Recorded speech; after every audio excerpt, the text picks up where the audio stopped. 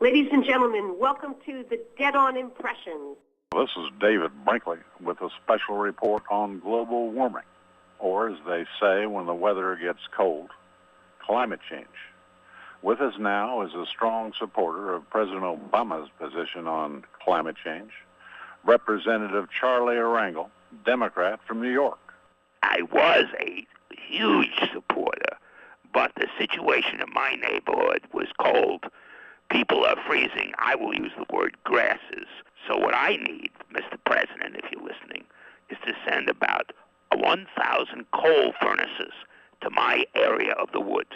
After that, I'll get back on board with your warming process and support it wholeheartedly. Well, let me get this straight, if we could. Your constituents are freezing their grasses off? Well, it's a public show. There's another word that's very close, and that's what I see as I go through the streets. This winter has been a winter of great discontent. But if they send those coal furnaces down, we'll feel very merry best. We'll be warm again, and I'll follow my president wherever he leads. Well, we know it's been very cold in New York, Representative Erangel, and we will work on that to see what we can do. Now, ladies and gentlemen, our next guest, one of the few people who have become wealthy due to climate change, former Vice President Al Gore. Thank you, David. The day after I invented the Internet, I invented global warming. And I found out that during the time that I was Vice President, global warming could be a very powerful topic. And it could raise money even back then. So I changed it to global warming to be my theme song. And I'm still singing that to the tune of millions of dollars today. But that's my view on global warming. That, and I think we have not paid enough attention, David, to cow flatulence. I think that cow flatulence is the heart of global warming. I could smell it a long time ago coming on as an issue.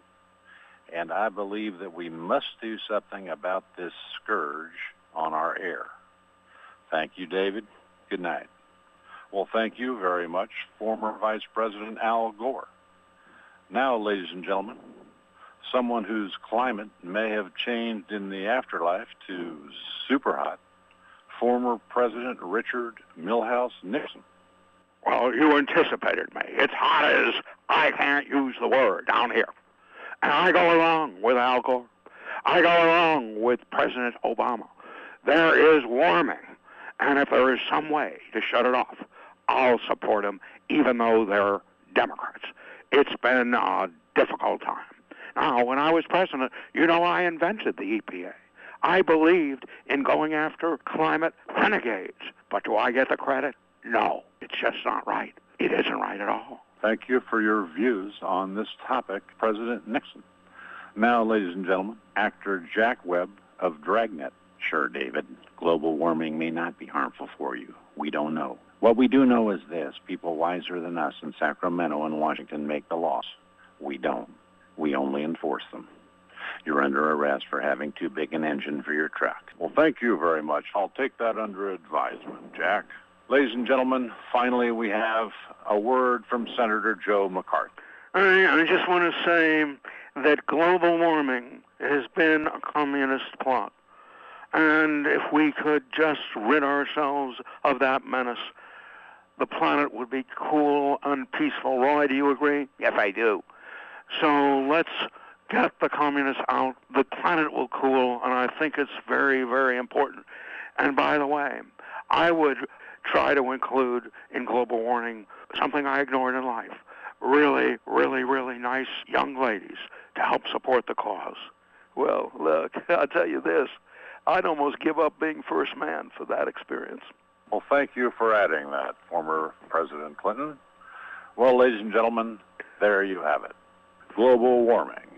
That's our show from tonight. This is David Brinkley for NBC News, and that's the way it is tonight on global warming. Good night.